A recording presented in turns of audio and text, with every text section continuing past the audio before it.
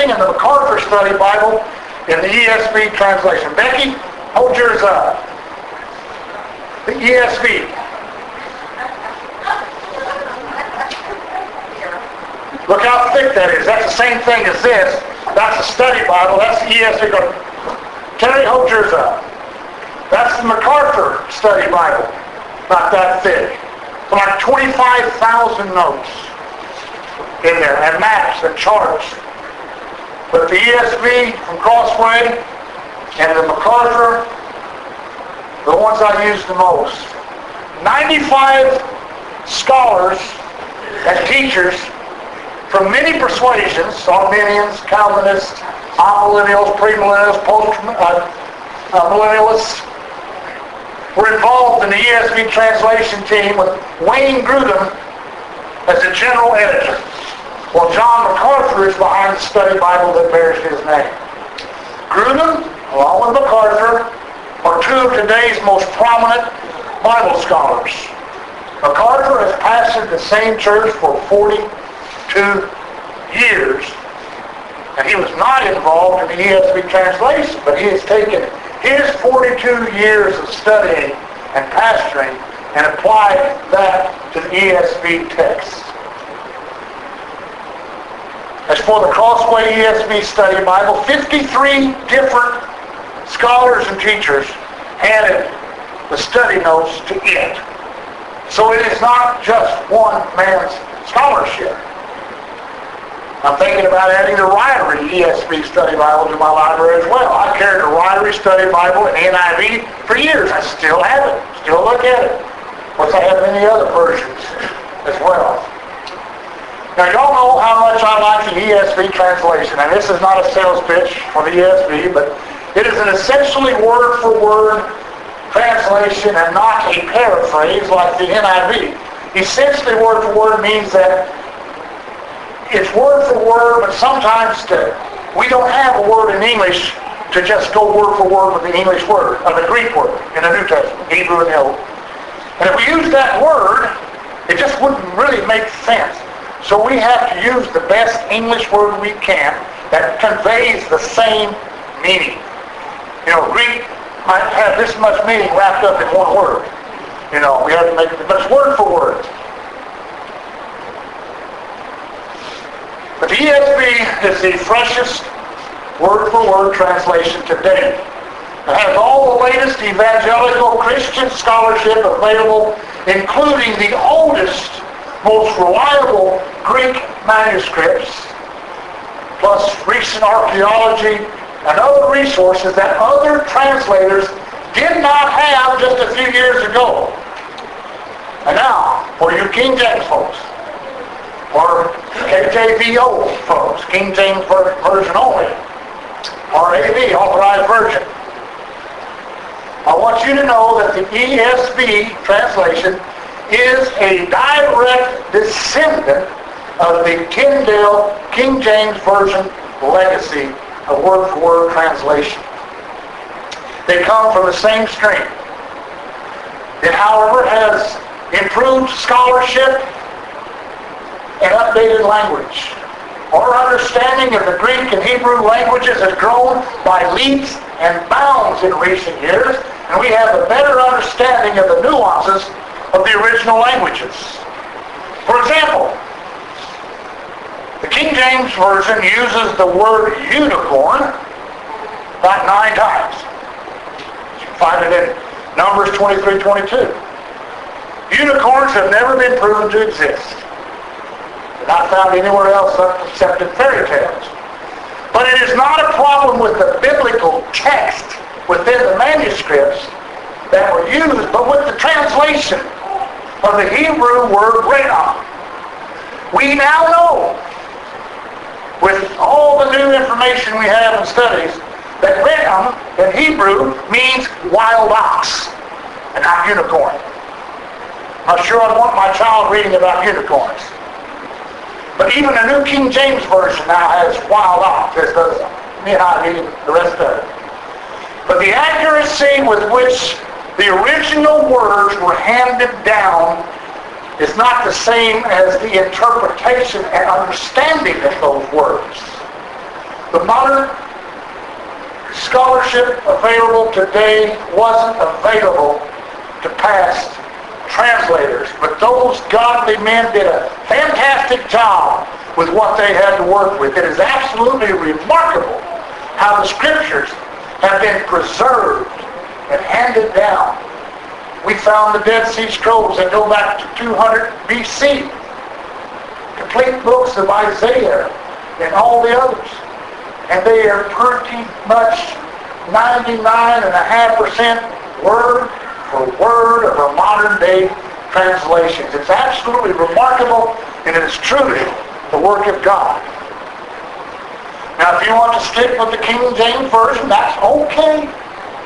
But its archaic language and sentence structure is harder to understand because we just don't talk that way anymore in the 21st century. I want you to not just read the Bible, but I want you to understand the Bible. But any really serious Bible study ought to be based on a word-for-word translation. For reading purposes only, an accurate paraphrase like the NIV will work just fine. But for serious Bible study, a modern word-for-word translation should be used. A paraphrase may use a string of words to explain something and replace a word. Whereas in a word for word, you can have that one word, you can go to your Strong's and look it up in the Greek and Hebrew and understand the meaning of that word. The point I want to make today is that when you study the Bible, always begin and end with prayer. Then use multiple resources such as study Bibles and commentaries to help you gain your own understanding.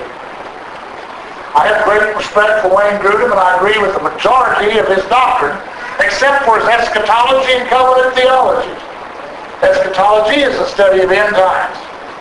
As a covenant theologian, he believes that the church is a new spiritual Israel. As such, he is an amillennialist and does not believe in a 1,000-year earthly reign. Does not believe in the rapture, which Terry just so beautifully sang about a while ago.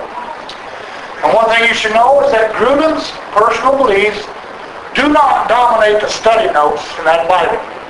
In fact, that's one of the things I like about it because it gives different sides of an interpretation wherever appropriate. Now, I'm talking here about you studying the Bible and how you should take advantage of these things. Hebrews 6:4-8 is one example. The study notes in the ESV begin with these words. This passage has been subject to substantially different interpretations. It then goes on to list 4 different views on that passage. It leaves it up to you to decide for yourself. And that's the important thing, deciding for yourself after reading, listening, praying, meditating, and studying, especially praying. Let me give you one more example of why I like this particular version and why a good study Bible is important. It is an important supplement to the Bible that you use for reading purposes. When it breaks down, Hebrews 6 verse 4 says this. While Christians understand these verses differently, see now there's application. There's application for all of us. While Christians understand these verses differently, it is wise pastoral advice to encourage a person who worries that he may have committed such a deep sin that the very desire to repent and be restored in fellowship with the Christian community is evidence that he has not fallen away in the permanent, irrevocable way described in this verse. Now that advice alone is worth the price of today's admission. The fact that you have a desire to repent and be restored is proof that you have not fallen away. That is comforting news. And since you are all sitting here in church today, I trust you have a desire for something. I wish I could say the same for those who are always missing in action. Now, MacArthur, on the other hand, is a pre-trib, pre-millennialist, which is what I believe the Bible teaches. In 1 Thessalonians 4, when it says, we shall be caught up in the clouds to be with Christ forever. Those words are from the Bible. We can't be sure of the timing, but I believe based on other scriptures that we are not destined to endure the wrath of God that is poured out on this earth during the Great Tribulation period. But that is a whole other story by itself. Then following the tribulation period comes a 1,000-year reign of Christ on earth, during which all the promises made to national Israel will come to pass. I just don't understand how a covenant theologian can ignore the continued existence of the Jewish people for over 2,000 years and the reestablishment of the nation of Israel back in 1948. These things have happened right before our very eyes. You have to ignore it to not see it. As far as MacArthur goes, he's taken criticism for what people call lordship salvation. They believe that he places too much emphasis on work after salvation. But if you read his work carefully as you study, you'll find that is not true. It only appears that way to those who want to believe something different. They have closed their eyes to understand it. He is pretty tough in his sermons, though, unlike Charles Stanley, who consistently preaches about God's grace and forgiveness.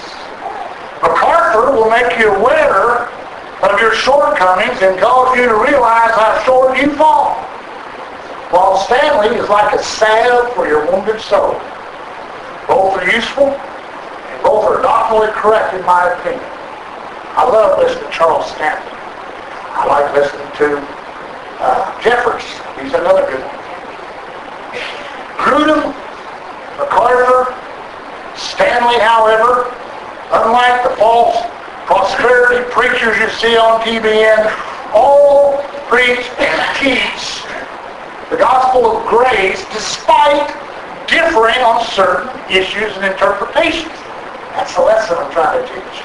The prosperity preachers aren't even teachers.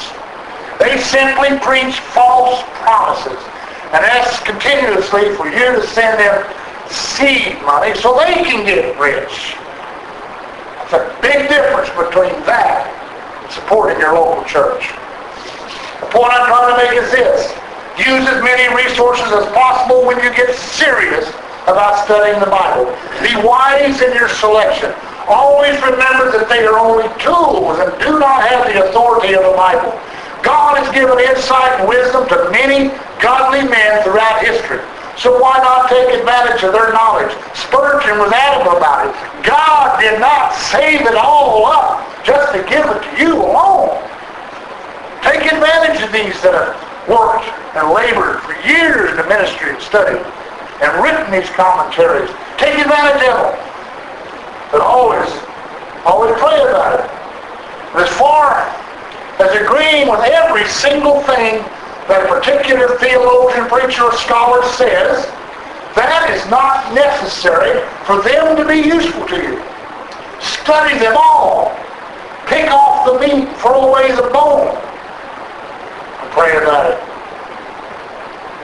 It's like if you were a kid and you looked up to a certain baseball player as a role model.